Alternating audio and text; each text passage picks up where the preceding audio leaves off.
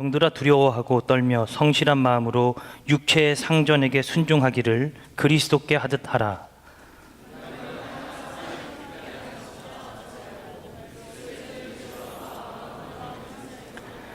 기쁜 마음으로 섬기기를 주께 하듯 하고 사람들에게 하듯 하지 말라.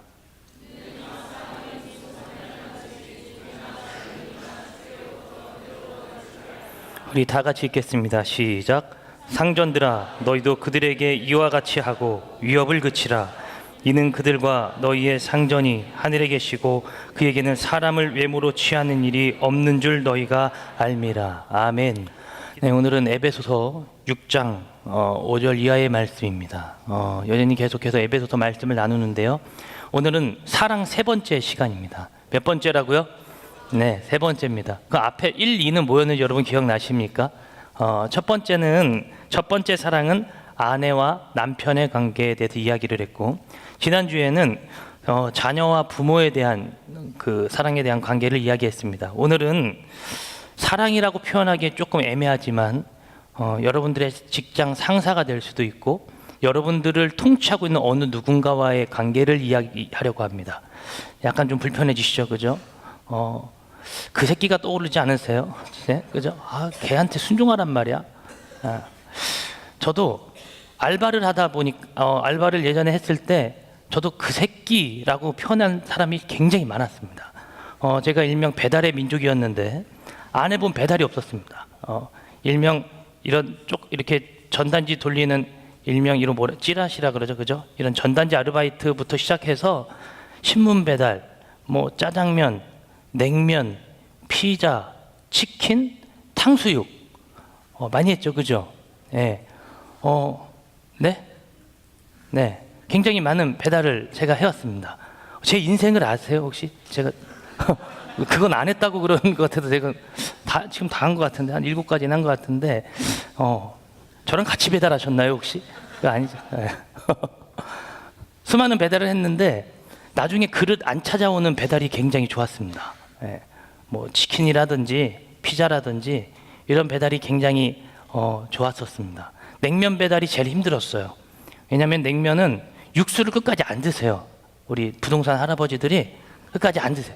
항상 냉면은 살얼음으로 가져오라고 저한테 그렇게 윽박 지르시는데 나중에 보면 차가워서 이시려서 못 드시겠다고 그거 다 남겨놓으면 요만한 이 파란 통 가져가면 다 거기에다가 나중에 이제 방직통 넘어갈 때 다 이렇게 등으로 다 상상이 가죠, 그죠?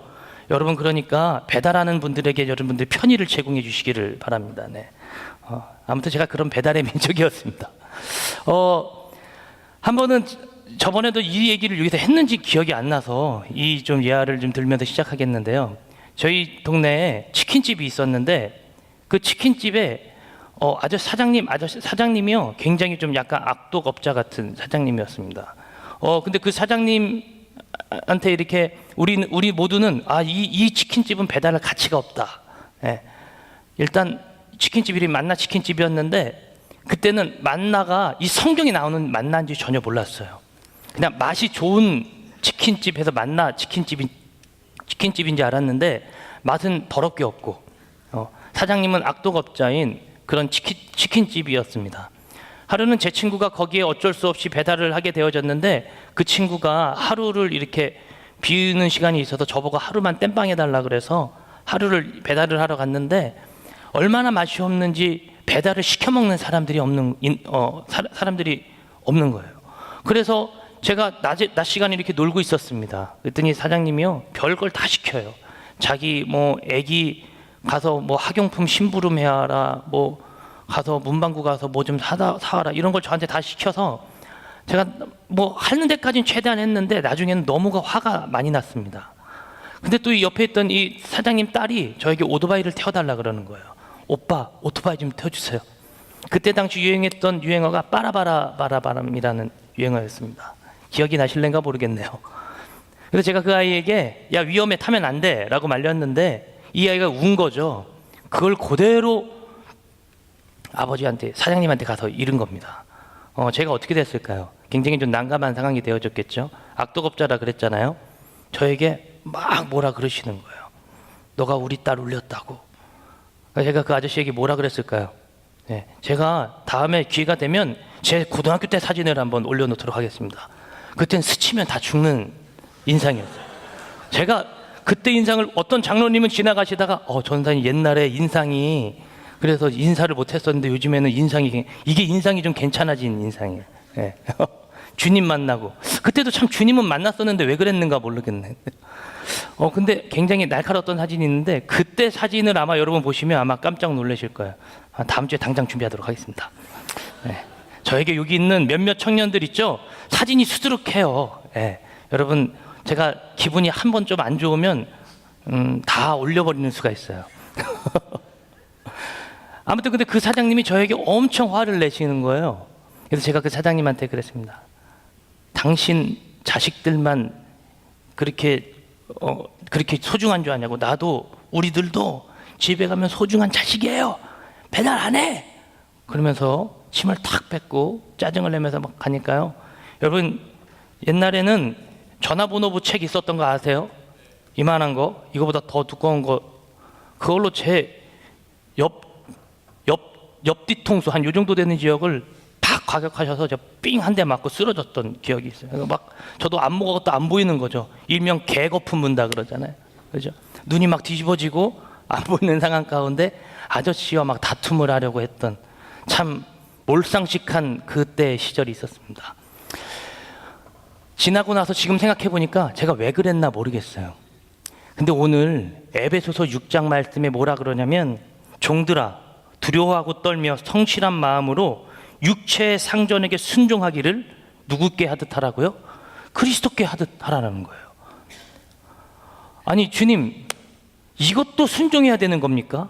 제가 말씀을 읽고 준비를 하다가 제가 이번 주에 저희 전우사님하고 참 뭐 신방도 하고 이러면서 같이 있는 시간이 조금 많았었는데 이런저런 얘기 하다가 저희들도 이제 사역을 하면서 이 청년 어떡하지?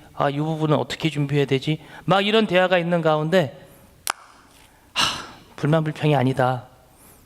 전사님 제가 이번 주 말씀을 준비하다 보니까요 주님이 결론을 내려주셨어요. 닥치고 해 임마. 이게 주님이 저에게 주셨던 결론적인 오늘 이야기였습니다. 닥치고 해. 너의 상전이 누군지 기억하고 해. 이 말씀을 읽어 내려가는데요 어떤 부분이 있었냐면 6절 한번 여러분 보실래요? 6절에 뭐라 그랬냐면 한번 다 같이 읽겠습니다. 시작. 눈가림만 하여 사람을 기쁘게 하는 자처럼 하지 말고 그리스도의 종들처럼 마음으로 하나님의 뜻을 행하래요. 뭐라고요? 눈가림하여 사람을 기쁘게 하는 자들이 아니라는 거예요. 우리는 사람을 보고 하는 자들이 아니라는 것입니다. 그리스도인들은 사람 앞에 보이려고 하는 게 아니래요. 저도 오늘 설교를 하면서 여러분들의 육체를 보고 설교하는 것이 아닙니다. 여러분 여러분들의 영을 보고 설교하는 거예요. 이 말씀이 여러분들의 육체적 부분도 해결되어지지만 여러분들의 영적인 부분이 해결될 줄로 저는 믿습니다. 그 마음으로 오늘 선포하는 거예요. 여러분들에게 오늘 제가 권면하고 여러분들이 좀 이렇게 했으면 좋겠습니다. 여러분 우리는 사람 앞에 서는 자들이 아닙니다. 거기가 강단이든 그 앉아있는 그 회중석이든 이 교회 건물 예배당 건물을 벗어나서 나에게 맡겨진 그 처소 그 어디든 그 자리에 있는 것 자체에서 우리는 사람 앞에 서는 자들이 아니에요. 여러분들이 직장 상사가 있잖아요. 그 상사 앞에 서는 게 아니라고요. 오늘 성경은 정확하게 이야기합니다. 너희들은 사람 앞에서 눈가림하듯 그런 식으로 행동하지 말라고요. 우리는 언제나 하나님 앞에 서 있는 자인 줄로 저는 믿습니다. 그게 바로 그리스도인이에요.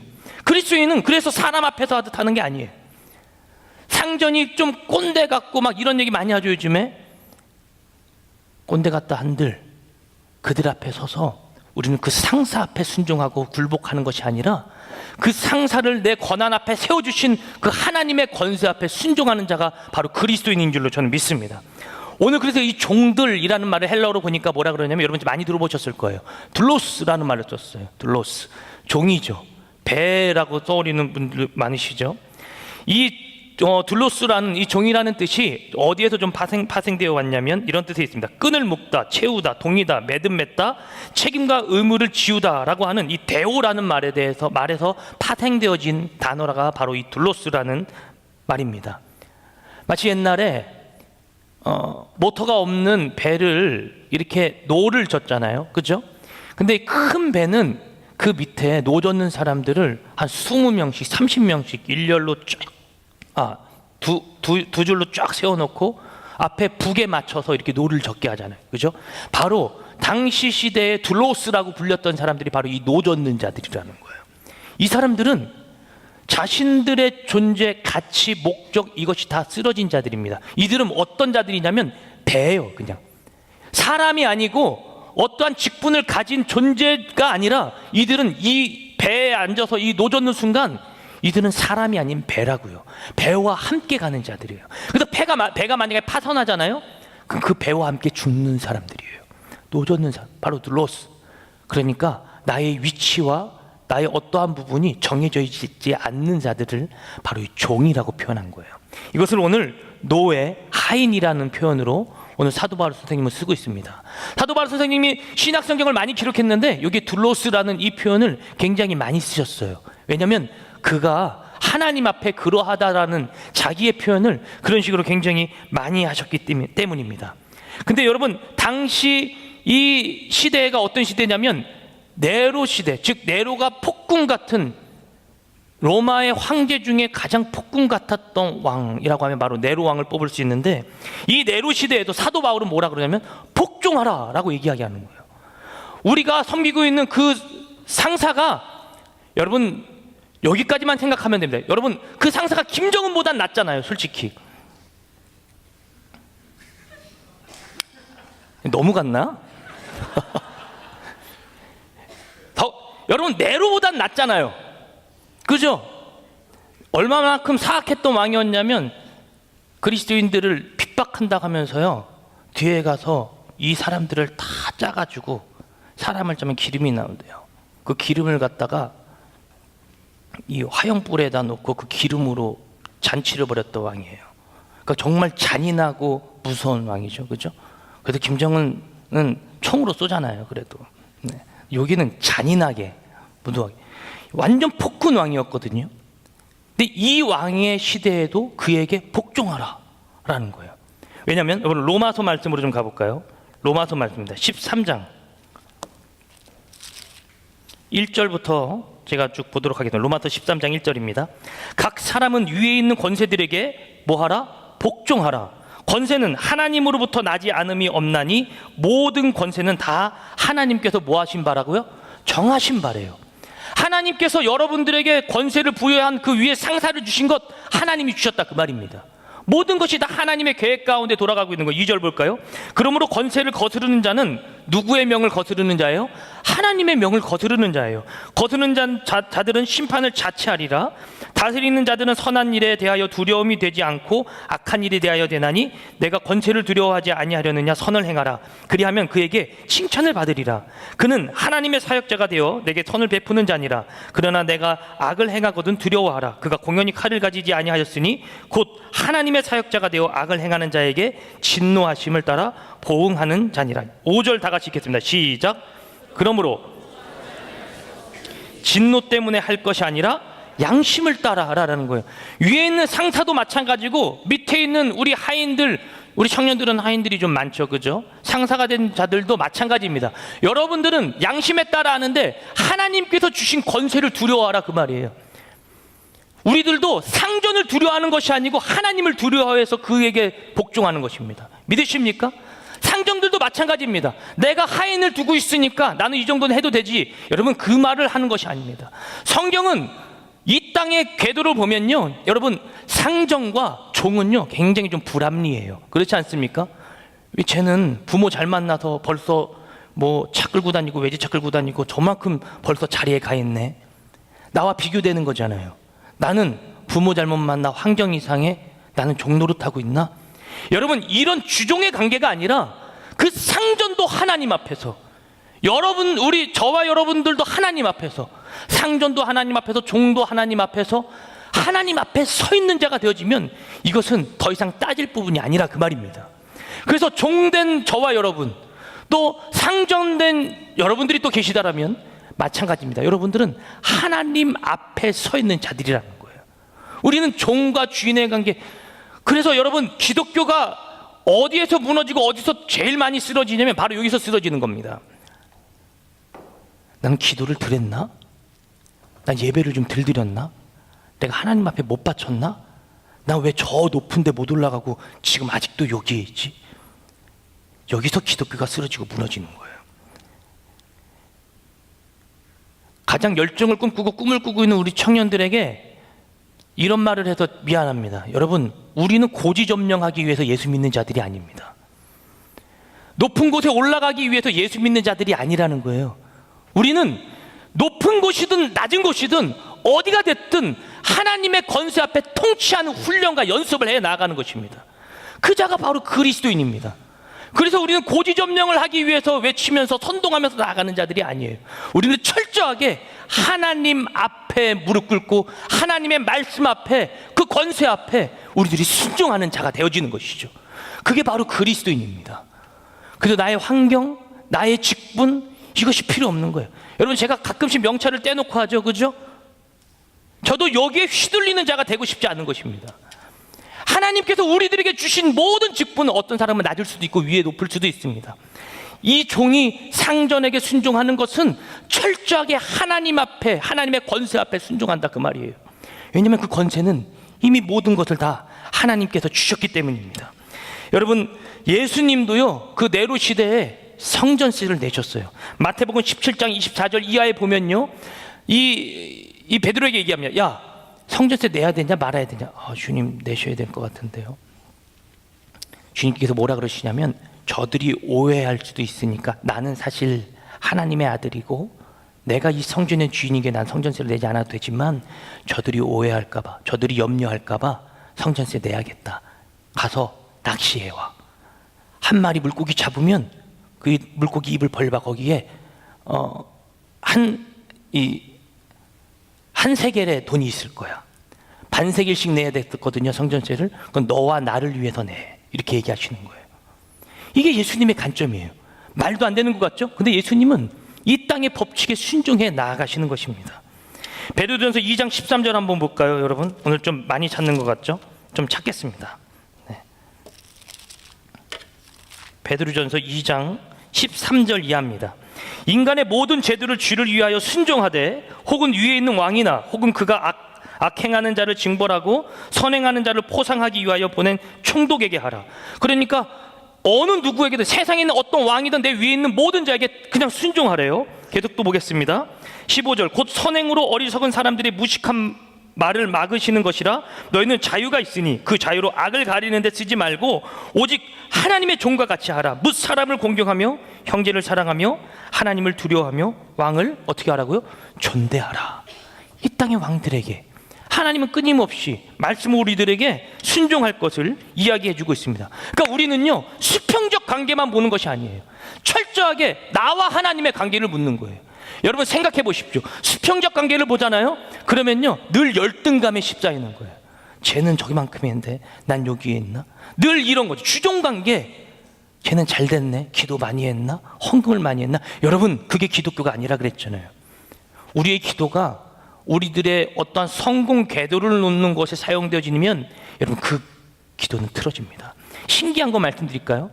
여러분, 복음이 왜 변질되어지는지 아세요? 복음은 철저하게 하나님의 나라를 위하여 우리들이 받았고, 그것을 통해서 하나님의 나라를 세워가기 위해 하나님께서 우리에게 주신 것이 바로 복음입니다. 근데 이 복음이 나에게 쓰여지잖아요. 나의 유익을 위해 쓰여지잖아요. 나의 욕심을 위해 사용되어지잖아요. 그럼 복음은 변질되어지기 시작하는 거예요. 신기하지 않습니까? 복음엔 능력이 있다 그랬고 강한 힘이 있다 그랬는데 이걸 좀 내가 좀 끌어다 쓰면, 내 입장으로 당겨 쓰면 안 되나? 그러면 복음이 변질되어지는 거예요. 참 신기하지 않습니까? 그래서 하나님은 철저하게 우리들에게 복음을 주셨을 때 너와 하나님의 관계에 대해서 철저하게 묻고 계시는 거예요. 복음은, 구원은 철저하게 100% 하나님께로부터 온 것인 줄로 믿습니다. 우리들의 어떠한 부분이 묻는 것이 아니에요.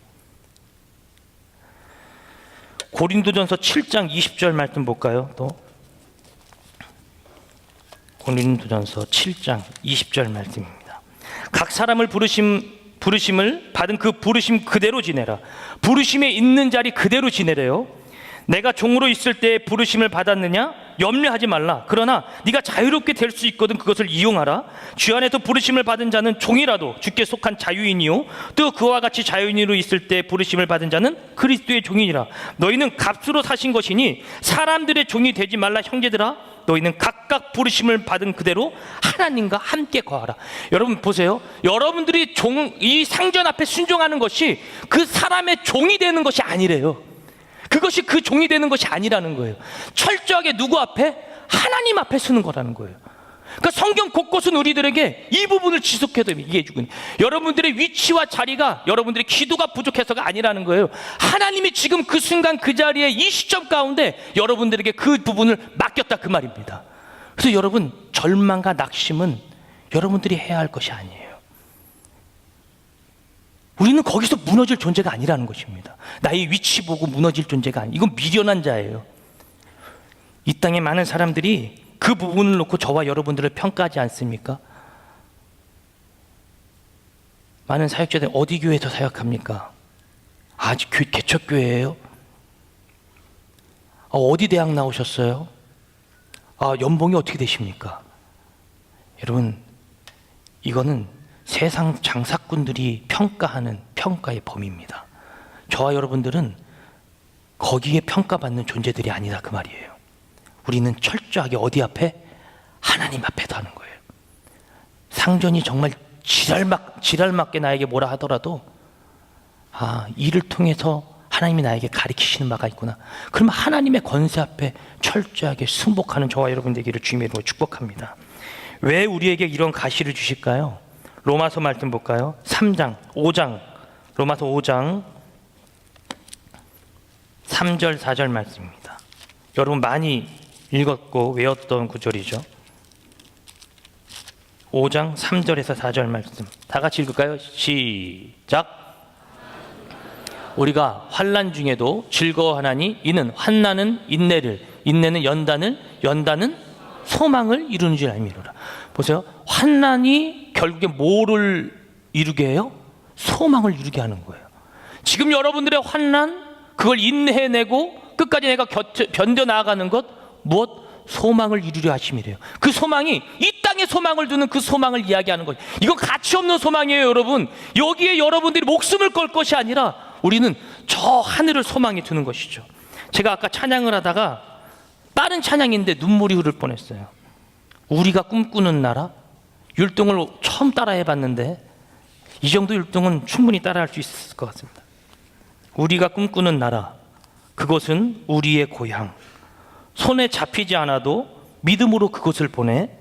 그것이 실존하기에, 눈으로 보는데 보이진 않는데 그것이 실존한다라는 거예요. 그것이 실존하기에 우리가 함께 꿈을 꾸기에 아무것도 없는 자 같으나 모든 것을 가진 자로다. 아무것도 없는 것 같죠? 나는 아직도 종로로 타는 것 같죠?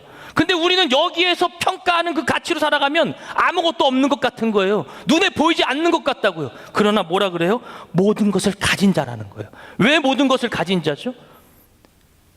나는 늘 종로로 타야 되는 것 같은데 왜 모든 것을 가진 자 같냐는 거예요. 예수의 소망이 있기 때문에 내가 바로 가진 자가 된다는 것입니다. 그러면서 후렴이 이러죠. 그날은 속히 오리라.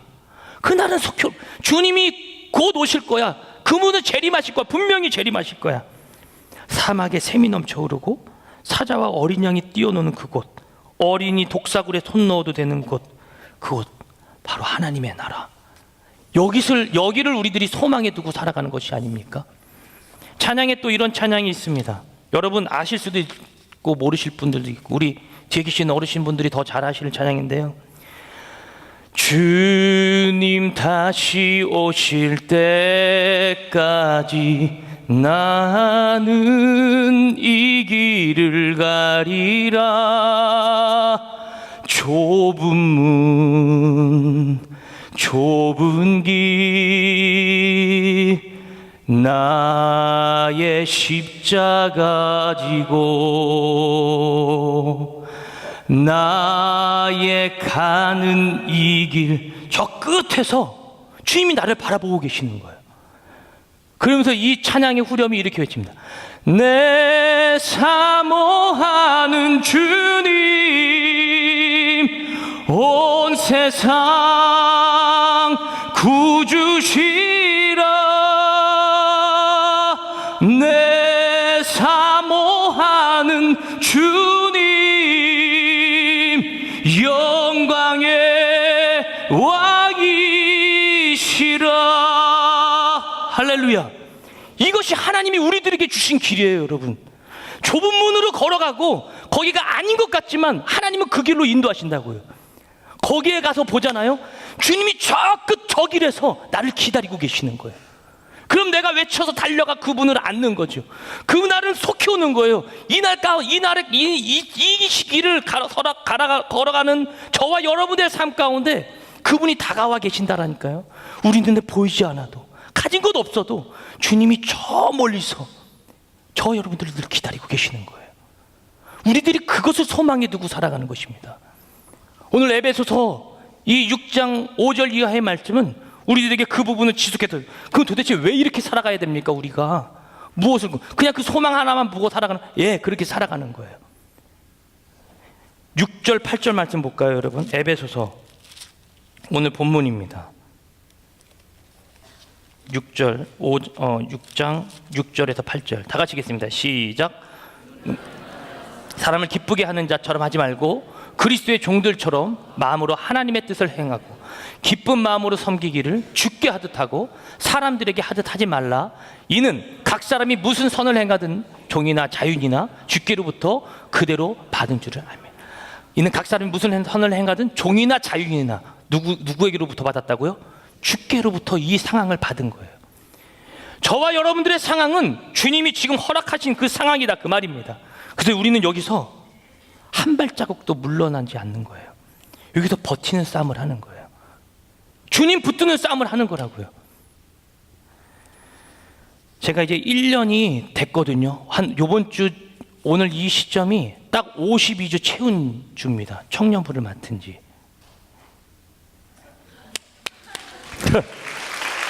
이게 박수를 받아야 될 일인가 모르겠네요.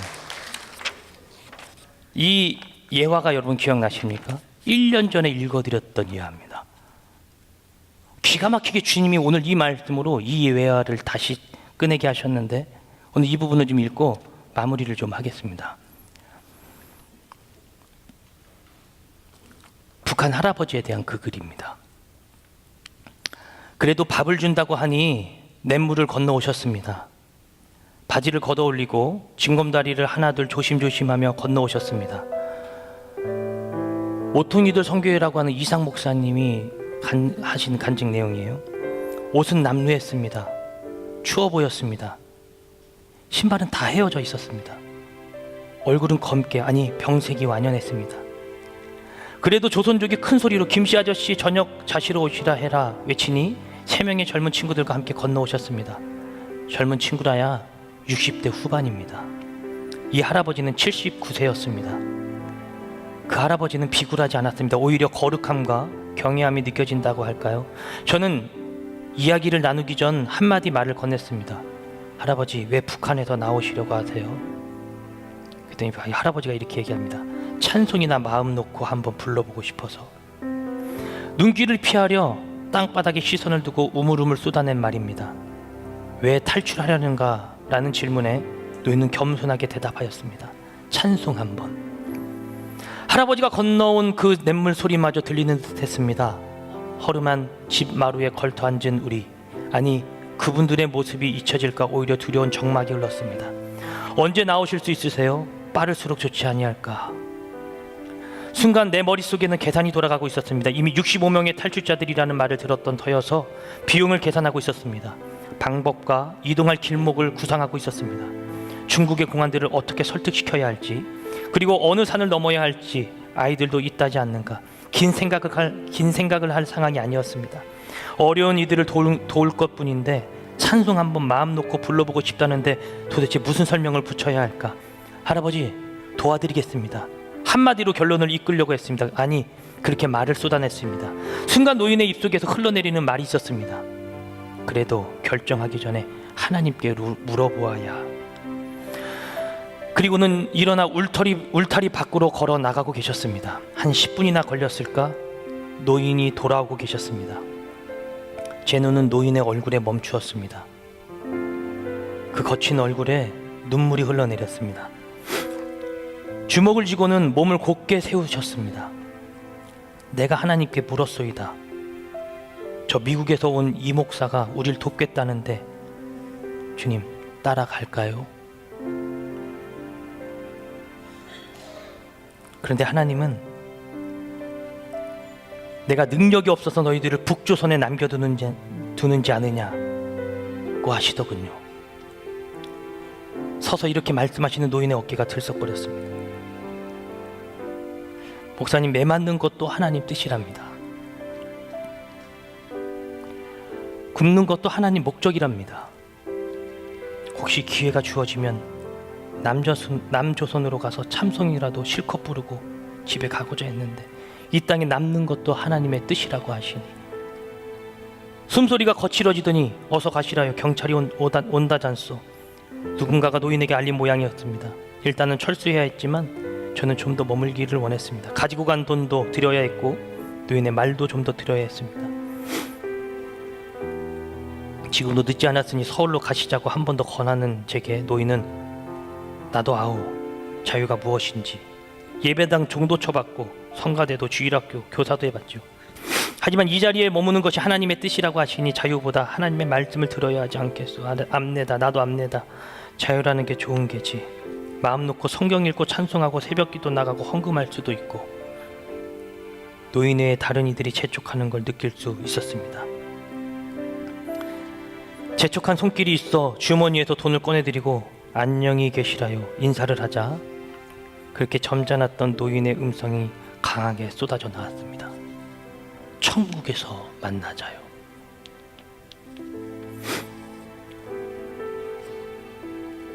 저는 제가 힘들고 쓰러질 때면 이 글을 항상 다시 읽습니다. 하나님, 내가 어디 앞에 서 있습니까? 북한의 이 할아버지는 탈출시켜야 되는 거 아닐까요? 근데 이 이상 목사님이 그냥 두고 오셨대요. 왜? 매 맞는 것도 하나님의 뜻이고 굶는 것도 하나님의 뜻이래요. 내가 능력이 없어서 너희들을 북조선에 그냥 가만히 내어두는지 아느냐? 우리 주님 능력이 없는 분이 아니라고 말씀하십니다. 우리 주님은 이 복음이 온전하게 하나님의 나라를 위하여 사용되어지길 지금 원하고 계십니다. 여러분들은 이 복음을 어떻게 받아들이고 있습니까? 종과 상전에 대한 이야기를 하면서 여러분 무엇을 여러분들의 마음 가운데 새겼습니까? 여러분 힘듭니까? 내 상황이 받아들일 수 없는 정말 열받는 상황입니까? 우리는 거기에 흔들리는 그리스도인이 아닙니다. 철저하게 하나님 앞에서 행하십시오. 하나님께서 맡기신 것이라면 거기에서 엎드리는 거예요. 오늘 기도할까요?